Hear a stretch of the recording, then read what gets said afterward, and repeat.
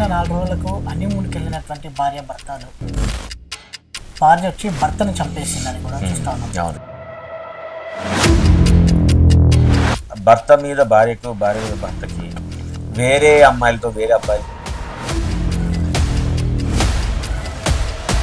భర్తలను చంపిన భార్యలకు సంబంధించిన వీడియోలు చూస్తారు, పేపర్ న్యూస్ చూస్తారు, చూసి వాళ్ళు జస్టిఫై చేసుకుంటారు. చూసినావా వాళ్ళు కూడా ఇట్లా చేసారు, వీళ్ళు కూడా ఇట్లా చేసారు, వీళ్ళు కూడా ఇట్లా చేసారు. 10th క్లాస్ చదువుతున్నాం, మా అమ్మను చంపు నువ్వు అని చెప్పి పిల్లలకి చెప్తున్నారు. అబ్బాయి వాళ్ళ తల్లి మాట్లాడే వీడియోలు కూడా వస్తున్నాయి. జైలు పడితే ఏమైందంటే కొన్ని రోజులకి మేము తెచ్చుకుంటాం ఏముంది అని చాలా కూల్గా సంపద ఉందా అంతే ఏముంది. ప్రేమికురాలు అంత కోరిక అడిగినప్పుడు సమాజ వరుసలు లేకుండా, పెద్దవాళ్ళు చిన్నవాళ్ళని లేకుండా ఇవన్నీ జరుగుతాయి. ఒకవేళ ఫోన్లను బ్యాన్ చేయకుంటే ఫోన్ ద్వారా వచ్చే కంటెంట్ ఈ మధ్యకాలంలో మనం చూస్తూ ఉన్నాము, ఏదైతే క్షణికావేశంతో కావచ్చు, క్షణికానందంతో జీవితాలనే నాశనం చేసుకుంటున్నారు కొంతమంది. ప్రధానంగా కుటుంబ వ్యవస్థలు అనేవి చిన్న భిన్నమవుతున్నాయి. ప్రాణాలు తీస్తున్నారు, ప్రాణాలు తీసుకుంటున్నారు కూడా. లైంగిక సుఖాల కోసం పెడదవున పడుతున్నటువంటి ప్రజలను కొంతమందిని మనం చూస్తూ ఉన్నాం. సమాజం పైన ఇవన్నీ కూడా ఎలాంటి ప్రభావం చూపిస్తుంది? కుటుంబంలో ఒక వ్యక్తి పెడదారి పడుతుంటే ఎలా జాగ్రత్త వహించుకోవాలి, ఎలాంటి కౌన్సిలింగ్ అవసరమో మనతో పాటు మాట్లాడడానికి ప్రముఖ సైకాలజిస్ట్ డాక్టర్ వీరేందర్ గారు మనతో పాటు ఉన్నారు. వారితో మాట్లాడించే ప్రయత్నం చేద్దాం. సార్ నమస్కారం. ఇవన్నీ కూడా చూస్తుంటే ఏమనిపిస్తూ ఉంది? వీటికి ప్రధాన కారణాలు ఏమంటారు? అంటే ఎవరైనా కానీ టీనేజ్ వయసులో ఉన్నప్పుడు లేదు అడల్ట్హుడ్ అయిన తర్వాత కూడా వ్యక్తులను చంపడం విషయాలు కావచ్చు, 2 కారణాలు మనం చెప్తాం. ఒకటి ఇంటర్నల్ రీజన్, రెండోది ఎక్స్టర్నల్ రీజన్. ఎక్స్టర్నల్ రీజన్ అంటే ఏంటి? ఎన్వైర్న్మెంట్లో ఏమేమి ఉంటాయి? సమాజం ఉంటుంది, ఇప్పుడు డిజిటల్ మీడియా ఉంటుంది, తర్వాత సినిమాలు ఉంటాయి, తర్వాత సమాజంలో వ్యక్తులు ప్రవర్తించే విధానాలు ఉంటాయి. ఇంటర్నల్ ఏముంటాయనంటే ఒకటి మానసిక రుగ్మతలు, రెండోది శారీరక రుగ్మతలు. శారీరక పరంగా ఏర్పడే రుగ్మతలు మానసికమైన ఆలోచనలను ప్రభావితం చేస్తారు, కొంతవరకు ఉంటుంది. కానీ మానసిక రుగ్మతలు మాత్రం మనిషికి కొంతమందికి పుట్టుకతోటే కొన్ని జబ్బులు వస్తాయి.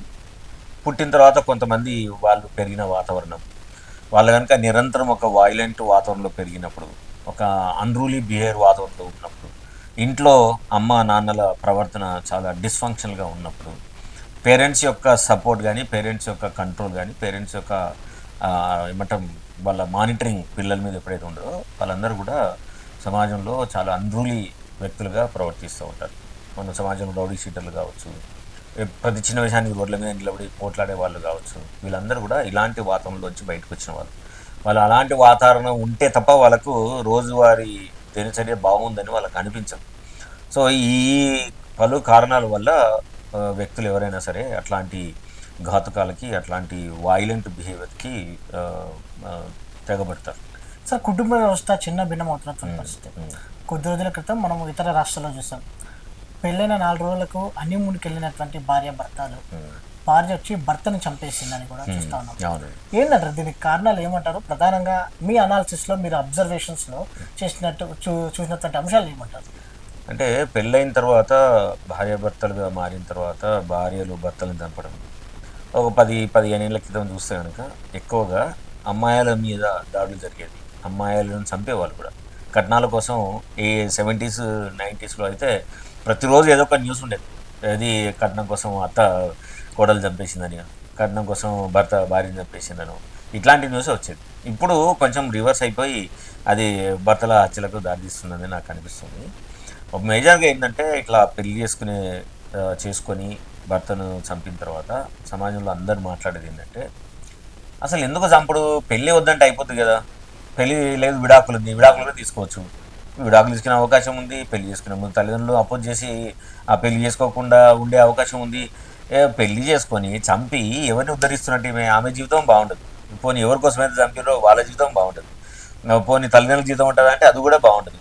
ఇంత డిస్టర్బెన్స్ ఎందుకు క్రియేట్ చేసుకుంటున్నారు అని అంటే, మన సమాజంలో పెళ్ళికి సంబంధించి పెళ్లి ద్వారా వచ్చే ఒక సోషల్ ప్రైడ్, సోషల్ రికగ్నిషన్ అనేది ఎంత పవర్ఫుల్గా ఉంటుందో అనే దానికి ఇవన్నీ ఎగ్జాంపుల్స్ మనకి. అంటే ఇంకా తల్లిదండ్రుల్లో మైండ్ సెట్ మారలేదంట సార్.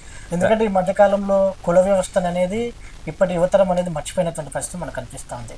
తల్లిదండ్రుల్లో ఎందుకంటే 10 ఇయర్స్ బ్యాక్ ఉన్నట్టు 10 ఇయర్స్ ఫ్రంట్ ఉండదు అనేది మనకు ఒక అవగాహన మనకు తెలిసినప్పటి నుంచి. తల్లిదండ్రులు కూడా మైండ్ సెట్ ఎలా మారాలంటారు? ఇప్పుడు మీరు అన్నట్టు తల్లిదండ్రులు ఇప్పటి జనరేషన్ కులాలు పట్టించుకుంటలేదని మనకు అనిపిస్తుంది. కానీ నిజంగానే ఒక మొత్తం సంవత్సరం పాటు జరిగే పెళ్ళిళ్ళన్నిటికీ 100% అనుకుంటే, లేదు ఒక 100 పెళ్ళిళ్ళు అనుకుంటే హార్డ్లీ అందులో ఒక 10% అట్లా జరుగుతున్నాయి కావచ్చు. అంటే కుల ప్రాతిపదికన లేకుండా ఓన్లీ ప్రేమ బేసిస్ మీదనే పెళ్ళిళ్ళు జరుగుతున్నాయి. కానీ మిగతా 90% ఇప్పటికి కూడా తల్లిదండ్రులు ఏం చేస్తారు, అమ్మాయిలు నిజంగానే వాళ్ళ క్లాస్మేట్స్నో లేదా వారి వర్క్ ప్లేస్లో పనిచేసే వాళ్ళ కొలీగ్స్నో ఇష్టపడి పెళ్లి చేసుకుందామనంటే తల్లిదండ్రులు 99% ఆపడానికి ప్రయత్నం చేస్తారు. వాళ్ళకుండే వాళ్ళ కారణాలు వాళ్ళకు ఉండొచ్చు. కానీ ఇలా ఆపడానికి ప్రయత్నం చేసి ఆపి వీళ్ళ మనసు మారిందని అనుకొని వాళ్ళు వేరే పెళ్ళికి ముందుకు వస్తారు. ముందుకు వచ్చినప్పుడు ఏంది, ఇంతకుముందు ప్రేమించిన అమ్మాయి కానీ అబ్బాయిని వాళ్ళని మర్చిపోకుండా ఈ పెళ్లిలో ఉన్న వాళ్ళతోటి అడ్జస్ట్ కాలేక వీళ్ళు కూడా ఒక సంఘర్షణ అనుభవిస్తారు. ఇలాంటి ఒత్తిడిని చాలా రోజులు కనుక ఎవరైనా ఎదుర్కొంటే అనుభవిస్తే వాళ్ళు డెఫినెట్గా వాళ్ళ బ్రెయిన్లో విపరీతమైన స్ట్రెస్కి లోనైపోయి వాళ్ళ బ్రెయిన్ కెమిస్ట్రీ మారేందుకు ఎక్కువ అవకాశం ఉంటుంది. అలా మారుతున్నప్పుడు, అలా మారిన తర్వాత కొంతమందికి ఈ సిస్టమ్ మీద చాలా అగ్రెషన్ వస్తుంది, తల్లిదండ్రుల మీద కోపం వస్తుంది. సో తల్లిదండ్రుల మీద కోపాన్ని తల్లిదండ్రుల మీద డైరెక్ట్గా చూపించలేం కదా, అందుకోసం ఏం చేస్తారు, హస్బెండ్ మీద చూపిస్తారు. సో అందులో భాగంగానే మొన్న హనీమూన్కి తీసుకెళ్ళిన భార్య భర్తను చంపేసిన కేసుగా మనం చూడొచ్చు. రెండోది, ఎలాంటి వాళ్ళు హత్యలు చేస్తారు అని అంటే, ఎన్వైర్న్మెంట్లో గనక నిరంతరమైన ఒక అబ్యూజివ్ వాతావరణంలో ఉన్న వాళ్ళు మాత్రమే హత్య చేయడం అనేది చాలా నార్మల్గా, చాలా చోకేగ విధంగా టేక్ ఇట్ ఈజ్గా తీసుకుంటారు. ఎందుకంటే వాళ్ళకి తెలుసు హత్య చేసిన తర్వాత తప్పకుండా పొల్యూషన్కి వెళ్ళాలి, లేదు అది నేరం రుజువు అవుతుంది, మనం కోర్టులో ఉండి మొత్తం అదే హత్యకు జీవన్మర శిక్ష వేస్తారని తెలుసు, జైలుకు వెళ్తే బలికి రావడం అని చాలా కష్టం అని తెలుసు. అయినా సరే వాళ్ళు అట్లా చేస్తున్నారు. దాని అర్థం ఏంటి అంటే, వాళ్ళు ఈ పని చేయాలనుకున్నప్పుడు వీళ్ళు జీవితంలోంచి వెళ్ళిపోతేనే వాళ్ళ జీవితం చాలా సుఖంగా సంతోషంగా రిలీవ్గా ఉన్నదని అనుకుంటారు వాళ్ళు. అందుకోసమని వాళ్ళని చంపితే కానీ వాళ్ళ మనసులో ఉంటుంది. సో ఇట్లాంటి వాళ్ళకి ఏముంటుంది, చాలా ఇంపల్సివ్ బిహేవియర్ ఉంటుంది. అంటే వాళ్ళకి ఏదైనా అనిపించింది అనుకో, అది అయ్యేదాకా మనసులో ఉంటుంది. వాళ్ళు ఆ అబ్సెసివ్ థాట్ రిపీటెడ్గా వస్తూనే ఉంటుంది. ఇంకొక లక్షణం కూడా ఏముండే అవకాశం ఉందంటే, వీళ్ళకి ఒక నార్సిస్టిక్ లక్షణాలు ఉంటాయి. సో ఇలా నార్సిస్టిక్ లక్షణాలు ఉన్న వాళ్ళు ఏంటంటే, వాళ్ళు ఆలోచించిందే ఫైనల్, వాళ్ళు కరెక్టే ఆలోచిస్తారు, ఇంతకు మించి వేరే సొల్యూషన్ ఏం కనపడదు.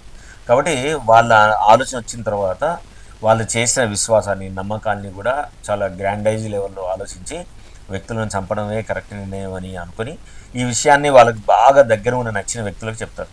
చెప్తే ఏం చేస్తారు, వాళ్ళు తప్పకుండా వాళ్ళు చెప్పినట్టుగా విని వీళ్ళు చెప్పిన ఆలోచనను కరెక్టే అని ఎండార్స్ చేసే వాళ్ళనే వాళ్ళు మాట్లాడుకుంటారు. దాన్ని ఏమంటాం అంటే సైకాలజీలో కన్ఫర్మేటివ్ బయాస్ అని అంటాం.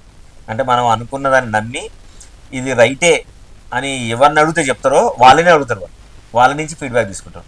ఇలా భర్తలను చంపిన భార్యలకు సంబంధించిన వీడియోలు చూస్తారు, పేపర్ న్యూస్ చూస్తారు, చూసి వాళ్ళు జస్టిఫై చేసుకుంటారు. చూసినావా వాళ్ళు కూడా అట్లా చేశారు, చూసినా వీళ్ళు కూడా ఇట్లా చేశారు, కాబట్టి నేను చేసినా పర్వాలేదు అని ఒక కన్ఫర్మేషన్ వస్తుంది వాళ్ళకి. వచ్చినప్పుడు ఆ పనులు చేయడానికి ముందుకెళ్తారు. సార్, ఇప్పుడు ఇంట్లో ఉన్న పెద్ద మనుషులు అంటూ ఉంటారు, పిల్లలకి నేర్పాల్సిన టైంలో నేర్పలేదు, నేర్పకపోయేసరికి ఇలా తయారని అంటారు. పుట్టుక నుంచి పెద్దగా అయ్యేంత వరకు, ఒక స్టేజ్కి తన కాళ్ళ మీద తను నిలబడేంత వరకు, ఆడపిల్ల కావచ్చు మగ పిల్లవాడు కావచ్చు, ఏ దశలో ఎలాంటి వివరాలు తల్లిదండ్రులు నేర్పాల్సినటువంటి అవసరం ఉందంటారు?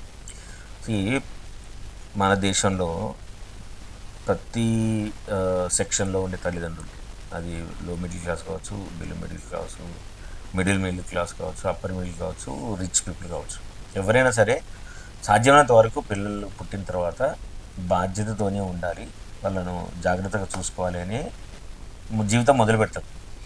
కానీ వాళ్ళకున్న ప్రత్యేక పరిస్థితులు కావచ్చు, లేదు ఆర్థిక పరిస్థితులు కావచ్చు, సామాజికమైన పరిస్థితులు కావచ్చు, ఇంట్లో ఉన్న సంఘర్షణలు కావచ్చు, అది పిల్లల మీద ఎంత పిల్లలకి అవసరమో అంత ధ్యాసను కానీ అంత అటెన్షన్ని ఇవ్వడంలో వెనకబడిపోతారు.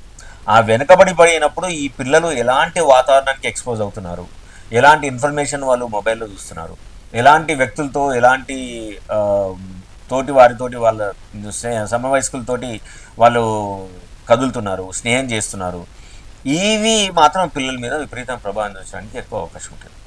అయితే ఇంట్లో ఇలాంటి హత్యలు చేసే వాళ్ళ ఇళ్లలో మాత్రం ఒకటి భార్యాభర్తల మధ్య విపరీతమైన డిఫరెన్సెస్ ఉంటాయి, భార్యాభర్తల మధ్య నిరంతరం పోరాటాలు ఉంటాయి.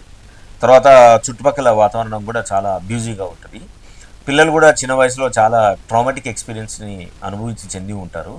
సో ఇలాంటి నేపథ్యం ఉన్న పిల్లలు మాత్రమే వాళ్ళకి మానసిక రుగ్మతలు ఉండడానికి ఎక్కువ అవకాశం ఉంటుంది. వాళ్ళకి ఈ యాంటీ సోషల్ పర్సనాలిటీ డిజార్డర్ ఉండడం ఒకటి, కొంతమందికి ఏమో విపరీతమైన మానసిక మెంటల్ హెల్త్ ఇష్యూ వస్తుంది. అది జనరల్గా ఏమంటామంటే సైకోసిస్ అంటాం. ఈ సైకోసిస్ ఉన్న వాళ్ళకి ఏంటంటే అవతల వాళ్ళ వల్ల మనకి ఏదో థ్రెట్ ఉందనే భావన చాలా బలంగా నమ్ముతూ ఉంటారు. కాబట్టి థ్రెట్ వాళ్ళ నుంచి ఉన్నప్పుడు మనమే వాళ్ళని చంపితే వాళ్ళ నుంచి థ్రెట్ వదలదు కదా మనకు. కాబట్టి వాళ్ళని చంపేస్తారు. చంపేసి జీవితం ఇప్పటి నుంచి నాకు ప్రశాంతంగా ఉంటుంది అని అనుకుంటారు. సార్ మనం చూసాం 4 రోజుల క్రితము 10th క్లాస్ చదువుతున్నాను అనమాట. మా అమ్మను చంపు నువ్వు అని చెప్పి ప్రియుడికి చెప్పినటువంటి ఏజ్ కూడా పెద్దది కాదు, చిన్నదే. అసలు ఆ పిల్ల మెంటాలిటీ ఎట్లుందంటారు, అసలు ఎట్లా మారిందంటారు, ఏంది అసలు? అదే ఇప్పుడు ఇప్పుడు ఇప్పుడు ఈ అమ్మాయి వాళ్ళ కుటుంబ నేపథ్యం పూర్తిగా మనకు తెలియదు, కానీ ఈమె ప్రవర్తించిన తీరును బట్టి ఇంట్లో ఎట్లుండే అవకాశం ఉందని మనం చెప్పచ్చు. ఇప్పుడు అబ్బాయి వాళ్ళ తల్లి మాట్లాడే వీడియోలు కూడా వస్తున్నాయి. అమ్మాయి ఆ తల్లి ఏమంటుంది, ఆ పిల్లని ఇష్టం ఉండి వదిలేసిండ్రు, రోడ్ల మీద ఎటుబడి తిరిగేది, మా అబ్బాయి ఆ అమ్మాయి ఏంటి ఇష్టపడ్డాడు, ఆ అమ్మాయి మా ఇంటికి తీసుకొస్తే ఎందుకు తీసుకొచ్చినారు అంటే అమ్మాయి ఇష్టపడి వచ్చింది అని అన్నారు. సరే ఇష్టపడి వచ్చింది కాబట్టి ఉన్నంతి అని అనుకున్నాం మనం. ఆ తర్వాత మళ్ళీ ఆ అమ్మాయి వాళ్ళ ఇంటికి వెళ్ళిపోయి బాబుని రమ్మనేది చంపేసారు అని. ఇప్పుడు ఆ అమ్మాయి గురించి మాట్లాడే అబ్బాయి తల్లి కూడా చూడండి, జైలు పడితే ఏమైందంటే కొన్ని రోజులకి మేము తెచ్చుకుంటాం ఏముంది అని చాలా కూల్గా చాలా క్యాజువల్గా చెప్తుంది. అంటే వాళ్ళ ఇంట్లో వాతావరణం ఎంత భయంకరంగా ఉందో చూడండి. అబ్బాయి ఇంట్లో వాతావరణం కూడా ఈ హత్యలు చేయడము, అమ్మాయిలు తీసుకొని తిరగడము అనేది చాలా నార్మల్గా, చాలా నింపాదిగా ఆమె చెప్తుంది. ఇట్లాంటి వాతావరణంలో పెరిగిన పిల్లలకు కానీ, అబ్బాయిలకు కానీ, అమ్మాయిలకు కానీ ఎలాంటి ఆలోచనలు వస్తాయి? మనకి ఇష్టం లేకుంటే ఏ పని అయినా సరే మనం చేయడానికి అంగీకరించకూడదు. మనకి ఇష్టమైన పనిని, అది ఎంత దుర్మార్గం పని అయినా సరే మనకు బాగుంటుంది కాబట్టి మనం ఏ పనైనా చేయొచ్చు. అట్లా హత్యలు చేయడము, జైలుకు పోవడము, ఇవన్నీ కూడా చాలా నార్మల్గా జీవితంలో భాగమే అనే భావనతోటి మాట్లాడే వాతావరణం ఉన్నప్పుడు పిల్లలు ఇది ఓకే మనకి ఇష్టం లేదు, ఆమె చెప్తే వింటలేదు, ఏం చేయొచ్చు మనం? ఆ అమ్మాయినే అమ్మంటుంది కదా, మనం పోయి చంపేస్తాం అంతే. చంపితే అంతే ఏముంది. మన ప్రేమికురాలు అంత కోరిక అడిగినప్పుడు మనం తీర్చకుంటే వేర్ ఈజ్ అ మస్కులినిటీ, హీరోయిజం ఏమవుతుంది? మన హీరోయిజం ఏంటంటే మొగోనిగా మనం నిలబడలేం కదా. సో మనం అల్టిమేట్గా ఇవ్వగలిగింది ఏంటి? మనం ప్రేమించిన అమ్మాయికి మనం నీ ప్రేమ కోసం నేను జీవిస్తున్నాను అనేది అల్టిమేట్ స్టేట్మెంట్. అమ్మాయి కానీ అబ్బాయి కానీ ఇట్లా దుర్మార్గాలు చేసినప్పుడు, ప్రేమలో ఉన్నట్టు చేసినప్పుడు వాళ్లకు ఒక బలమైన మెసేజ్ ఇవ్వడానికి కోసం చేసే ప్రయత్నంలో భాగంగా ఇవన్నీ మనం చూడాలి. సార్ సోషల్ మీడియా కంట్రోలింగ్ ఎలా ఉండాలంటే పిల్లల మీద చాలా ప్రభావం కనిపిస్తూ ఉంది. దాంట్లో చూసి బాంబులు తయారు చేయడం కావచ్చు, చంపడం కావచ్చు, ఇవన్నీ కూడా జరుగుతూ ఉన్నాయి. దాంతోపాటుగా ఈ మధ్యకాలంలో పోర్న్ సైట్స్ చూడడం కూడా ఎక్కువగా పెరిగింది పిల్లలలో. దీని మీద శనికావేశం, వాయు వరుసలు లేకుండా, పెద్దవాళ్ళు చిన్నవాళ్ళని లేకుండా ఇవన్నీ జరుగుతున్నాయి. వీటికి ఎట్లా కౌన్సిలింగ్ ఉండాలంటే, ఇప్పుడు ఒక సినిమా వచ్చింది మన ఇంగ్లీష్ సినిమా అడోలసెన్స్ అని, ఒక 4-5 సిరీస్ ఉండేది. స్టోరీ చిన్న స్టోరీ ఏంటంటే, ఆ అబ్బాయి ఆన్లైన్లో ఫ్రెండ్షిప్ చేస్తూ ఉంటే వాళ్ళని బులీ చేస్తారు, ఆ అబ్బాయిని ఆన్లైన్లో చేస్తారు, స్కూల్లో చేస్తారు. దాంతో వానికి చాలా కోపం వచ్చి వెళ్ళి వాడు అమ్మాయిని, టీనేజర్ 14 సంవత్సరాలు ఉంటాయి అబ్బాయికి, వెళ్ళి వాళ్ళ క్లాస్మేట్ అమ్మాయిని చంపేసుకో. తల్లిదండ్రులకు ఇది పోలీసులు వచ్చి మేము పట్టుకుపోతారు. ఇప్పుడు ఆర్గ్యూ చేస్తారు, మా బాబు చేయడు, మీరు తప్పుగా అనుకుంటున్నానంట. కానీ చూస్తే వీడియోలు అన్నీ చూస్తే అన్నీ నిజమే అని తెలిసిపోతుంది.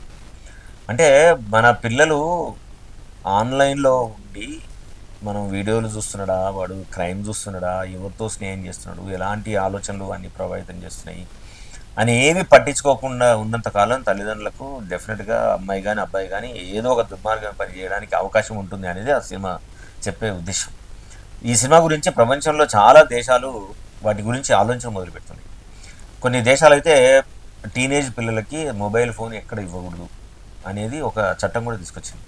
కాబట్టి మన దేశంలో కూడా మన ప్రభుత్వాలు కూడా వీటి గురించి చాలా సీరియస్గా ఆలోచించాల్సిన అవసరం ఉంది. ఒకవేళ ఫోన్లను బ్యాన్ చేయకుంటే ఫోన్ ద్వారా వచ్చే కంటెంట్ని మనం ఎట్లా ఫిల్టర్ చేయగలం, ఎలాంటి ఆలోచన సరళిని మనం పిల్లల్లో పెంచాలని మనం కోరుకుంటున్నాము, అలాంటి ఆలోచనని పెంచాలనుకున్నప్పుడు మనం అలాంటి కంటెంట్ని దేని ద్వారా మన పిల్లల మెదడులోకి మనం పంపించగలుగుతాం. అది చదువుల పంపించేస్తామా, స్కూళ్ళలో కరికులం ద్వారా డిజైన్ చేసి ఆలోచన పెంపొందించే విధానం చేస్తామా, లేదు ఈ చదువులో కూడా తల్లిదండ్రులు కుటుంబాన్ని కూడా భాగస్వామ్యం చేసి అందరిది ఒకే ఆలోచన ఉండేట్టుగా కుటుంబం ప్రోగ్రెస్ అయ్యేటట్టుగా మనం ఆలోచన చేద్దామా, లేదు మనం సపరేట్గా దీనికోసమే ఒక కరికులాన్ని డిజైన్ చేసి మనం స్కూల్ దాటిన తర్వాత, లేదు స్కూల్ కాకుండా ఇంటి దగ్గరనే మనం వాటిని నేర్పించే పద్ధతులు ఏమైనా చేస్తామా, లేదు కమ్యూనిటీ బిల్డింగ్ పద్ధతి లోపల మనం చేస్తామా అనేది డెఫినెట్గా అది డిబేటబుల్ క్వశ్చన్. కాబట్టి తల్లిదండ్రులు, పాలసీ మేకర్స్, అలాగే మన విద్యా సంస్థల యాజమాన్యాలు కూడా తప్పకుండా దీని గురించి ఆలోచించి పిల్లల మెదడులో విషయం చొప్పియకుండా విషయాన్ని, అలాగే ఉపయోగపడే అంశాన్ని మాత్రమే వాళ్ళకు ఉపయోగపడేట్టుగా మనం ఎప్పుడైతే ట్రైన్ చేస్తామో, ఇలాంటి డిస్ఫంక్షనాలిటీ, ఇలాంటి వైలెన్స్, ఇట్లాంటి క్రైమ్కు సంబంధించిన విషయాలను పిల్లల ఆలోచనలోకి పోకుండా వాళ్ళను ఒక ఎఫెక్టివ్ మోడల్గా మన దేశంలో ఉండే రీసెర్చ్ని, దేశంలో ఉండే ఒక ఇన్నోవేషన్ ఇంప్రూవ్ చేయడానికి ప్రయత్నం చేస్తే కనుక తప్పకుండా పిల్లలకున్న లీజర్ టైంని వాళ్ళు ఓన్లీ ప్రేమ ద్వారా, క్రైమ్ ద్వారా మాత్రమే సంతోషం కాకుండా ఇన్నోవేషన్ ద్వారా, క్రియేటివిటీ ద్వారా, సమాజానికి సహాయం చేయడం ద్వారా, మంచి ఆలోచన పెంపించడం ద్వారా మంచి ఆరోగ్యాన్ని బిల్డ్ చేయడంలో కూడా సంతోషం తెచ్చుకోవచ్చు అని ఎప్పుడైతే మనం ప్రయత్నం చేస్తామో తప్పకుండా పిల్లలు అక్కడి నుంచి ఇటు షిఫ్ట్ అయ్యడానికి 100% ఛాన్స్ ఉంటాయి. సార్, కుటుంబ వ్యవస్థలు దారి తప్పుతున్నాయి. ఇంట్లో పెద్ద మనుషులు కావచ్చు, వీళ్ళు కావచ్చు, ఒక భార్య దారి తప్పుతుందన్నా, ఒక భర్త దారి తప్పుతుందన్నా కూడా ఈ భార్యాభర్తలకు కౌన్సిలింగ్ ఎలాంటి సందర్భంలో కుటుంబంలో ఉన్నటువంటి వారు గుర్తించాలి, మానసిక నిపుణుల వద్దకు ఎలాంటి సమయంలో తీసుకెళ్ళాలి, వారికి ఎలాంటి కౌన్సిలింగ్ కుటుంబ పరంగా కావచ్చు, డాక్టర్ పరంగా కూడా వీళ్ళకి ఎలాంటి సందర్భంలో అవసరం వస్తుంది? వాళ్ళిద్దరి మధ్య నిరంతరము పోట్లాట అవుతుంది, చాలా అబ్యూజివ్గా ఉంటున్నారు. భర్తకో భార్యకో ఎంతసేపో భార్య మీద విపరీతమైన కోపం వస్తుంది. ఎట్లా ఈమెను నేను హింసించాలా, ఎట్లా ఈమెను నేను క్రిటిసైజ్ చేయాలా, ఎట్లా ఈమెను నేను ఇంట్లోకి వెళ్ళి పంపించాలా, ఎట్లా ఈమెను అందరి ముందు అవమానించాలా అని ఇట్లాంటి ఆలోచనలు భర్తకు వస్తున్నాయంటే తప్పకుండా వాళ్ళిద్దరికీ కౌన్సిలింగ్ అవసరం ఉందనేది మనం ప్రజలకు తెలియజేస్తున్నాం. అలాగే భార్యకు కూడా భర్తను ఎప్పుడు నేను పీడించాలా, ఎప్పుడు నేను క్రిటిసైజ్ చేయాలా, ఎప్పుడు బిలిటీలు చేయాలా, ఎప్పుడు తనను అందరి ముందు అవమానించాలా, లేదు వాళ్ళ తల్లిదండ్రులు నేను హింసించాలా, వాళ్ళ తల్లిదండ్రులను నేను భయపెట్టాలా, వాళ్ళ తల్లిదండ్రులు ఇంట్లో ఉంటే ఇంట్లోకి వెళ్ళి ఎప్పుడు బయటకు పంపించాలా, మనం మాత్రమే ఉండాలా, నేను మాత్రం ఉండాలా, నా పిల్లలు నేను మాత్రం ఉండాలా అని ఇట్లాంటి ఒక ఏమంటారు డీవియన్స్ మెథడ్ ఆలోచనలు కనుక ఎవరికైనా వస్తే తప్పకుండా వాళ్ళిద్దరికీ ఈ కౌన్సిలింగ్ అవసరం అనేది మనం అందరికీ తెలియజెప్పాలి. ఏదైతే అనుమానం కూడా అది భర్త మీద భార్యకు, భార్య మీద భర్తకి వేరే అమ్మాయిలతో, వేరే అబ్బాయిలతో సంబంధాలు ఉన్నాయి అని అనుమానం వస్తుందంటే వాటికి ఎవిడెన్స్ బేస్డ్ ఉండేవి కొన్ని ఉంటాయి, కొన్ని డెఫినెట్గా నిజంగానే తెలుస్తుంది. భర్తకు వేరే అమ్మాయిలతో సంబంధం ఉందనో, భార్యకు వేరే అబ్బాయిలతో సంబంధం ఉందనేది కొంతమంది తెలుస్తుంది. కానీ కొందరికి ఏమి ఎవిడెన్స్లు ఉంటాయి, వీళ్ళు కూడా చూడరు. కేవలం ఎవరో ఒకరు చెప్పిన విషయాల పట్లనో, లేకుంటే వీళ్ళ ఫోన్లలో వేరే వాళ్ళ అమ్మాయిల నంబర్ ఉండడం వల్లనే దాన్ని ఒక అనుమానంగా తీసుకొని కానీ పదే పదే వాళ్ళను హింసిస్తూ ఉంటారు. అట్లాంటి వ్యక్తులు కూడా తప్పకుండా కౌన్సిలింగ్ ఇవ్వాల్సిన అవసరం ఉన్నది. అది ఏ రకమైన అనుమానమైనా సరే, నిజమైనా సరే, ఇలాంటి పద్ధతులు మన కుటుంబాన్ని చేటు తీసుకొస్తాయి. మనిషి నిరంతరము మల్టిపుల్ సెక్సువల్ పార్ట్నర్ కోసమే, అది అమ్మాయి కానీ అబ్బాయి కానీ, మనం నిరంతరం మన బ్రెయిన్ ఆలోచిస్తుందనంటే there is some problem is there with the persons అనేది గుర్తించాలి. అలా గుర్తించి ఊరుకోకుండా ఇది సహజమే, మొగళ్ళకి అట్లే ఉంటుంది అని ఇట్లాంటి చౌకబారు మాటలు మాట్లాడకుండా మీరు కౌన్సిలింగ్కి వెళ్తే కనుక మీకున్న మానసిక రుగ్మతలు ఏంటి, మీ పెళ్ళిళ్ళలో ఎందుకు అన్సాటిస్ఫాక్షన్ ఉన్నారు, ఏ కారణాల వల్ల మీ జీవితంలో ఇలాంటి అన్హ్యాపీనెస్ జనరేట్ అవుతుంది, వైలెన్స్ వస్తుంది, రోజు పోట్లాడుకుంటున్నాము, రోజు విమర్శించుకుంటున్నాము అనే విషయాల గురించి సైంటిఫిక్గా ఇవాల్యుయేట్ చేసి వీటి నుంచి ఎట్లా తప్పించుకోవచ్చు, వాటిని నుంచి బయటకు వచ్చి మళ్ళీ మీ కుటుంబాన్ని ఎంత సామరస్యంగా సుఖంగా ఉండడానికి పద్ధతులు ఎలా పాటించాలనో కౌన్సిలింగ్ ద్వారా నేర్పించేందుకు 100% ఛాన్సెస్ ఉంటాయి. కాబట్టి ఈ అవకాశాన్ని తల్లిదండ్రులు తీసుకుంటే అటు మీ కుటుంబం, అలాగే పిల్లల భవిష్యత్తు కూడా అద్భుతంగా ఉండి సంతోషకరంగా జీవితం నడవడానికి ఛాన్సెస్ ఉంటాయి. సార్, ప్రేమ వ్యవహారాల్లో అనుమానం, నిజమైన ప్రేమను ఇటు యువతి కావచ్చు, యువకులు కావచ్చు ఎలా గుర్తించాలి? చిన్న వయసు లోపల ప్రేమలో పడుతున్నారు కాబట్టి దీనికి సంబంధించి టీనేజ్ వయసులో ఉన్నప్పుడు అమ్మాయి అబ్బాయిల పట్ల, అబ్బాయిలు అమ్మాయిల పట్ల ఆకర్షించుకోవడం అనేది చాలా నార్మల్, అది చాలా సహజం. అట్లా ఎవరు అట్రాక్ట్ అవుతలేరు, శరీరంలో ఎలాంటి లైంగిక పరమైన అంటే సెక్సువల్ ఇంపల్సెస్ రావట్లేదు, సెక్సువల్ ఆలోచనలే రావట్లేదు, ఈవెన్ ఎర్లీ అడల్ట్లో కూడా రావట్లేదు అంటే there is a physiological problem in the person అని మనం అంటాం. కాబట్టి సెక్స్ కోరికలు వచ్చినంత మాత్రాన, అవతలతో ఆకర్షించుకున్నంత మాత్రాన అదే ప్రేమ కాదనే సంగతిని మనం పిల్లలకు అన్ని ప్లేసెస్ లోపల పిల్లలకు అవగాహన కల్పించాలి. స్కూళ్ళల్లో పిల్లల యొక్క ఉద్వేగాలు ఎలా ఉంటాయి, ఎలాంటి ఎమోషన్స్ వస్తాయి, ఎప్పుడు అవతల ఆపోజిట్ సెక్స్ పట్ల మనకు కోరిక జనరేట్ అవుతుంది, అది వచ్చిన దాన్ని మనం ఎట్లా ఛానలైజ్ చేసుకోవాలా, ఎట్లా రెగ్యులేట్ చేసుకోవాలా అనే విషయాల గురించి మనం తరఫీదిస్తే పిల్లలు నిజంగానే అమ్మాయి అబ్బాయి మధ్య ఉండే ఆకర్షణ కానివ్వండి, లేదు స్నేహం కానివ్వండి, లేదు ప్రేమ కానివ్వండి, అది ఎవాల్వ్ అయ్యే స్నేహం నుంచి ఆకర్షణకు దారితీసి ఆకర్షణ నుంచి ప్రేమగా ఎవాల్వ్ కావడానికి ఛాన్సెస్ ఉంటాయి. కానీ ఛాన్సెస్ని మనం ఎట్లా మనని మనము సంస్కరించుకుంటున్నాం, మనం ఎట్లా మన ఎమోషన్స్ని మనం ఆర్గనైజ్ చేసుకొని మనం ఎట్లా ముందుకెళ్తున్నాము, ఇది మనం నేర్చుకోవడం ద్వారా మాత్రమే సాధ్యమవుతుంది.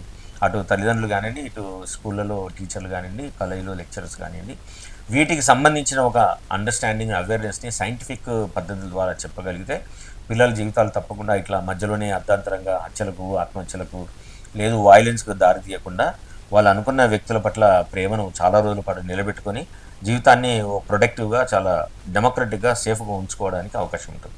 సో చివరిగా మీరేమైనా చెప్పదలుచుకున్నారా ప్రజెంట్?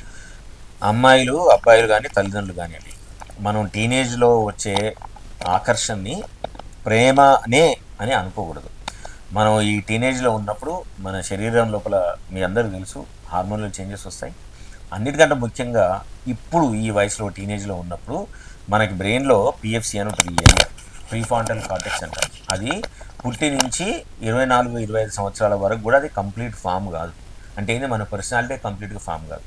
మన పర్సనాలిటీ ఫామ్ అయ్యే దశలో మనం ఇట్లాంటి లైంగికపరమైన ఆలోచనని ప్రేమ అనుకొని మనం అనుకుంటే అది తప్పకుండా అది మన జీవితాన్ని డిస్టర్బ్ చేసేందుకు ఎక్కువ అవకాశం ఉంటుంది.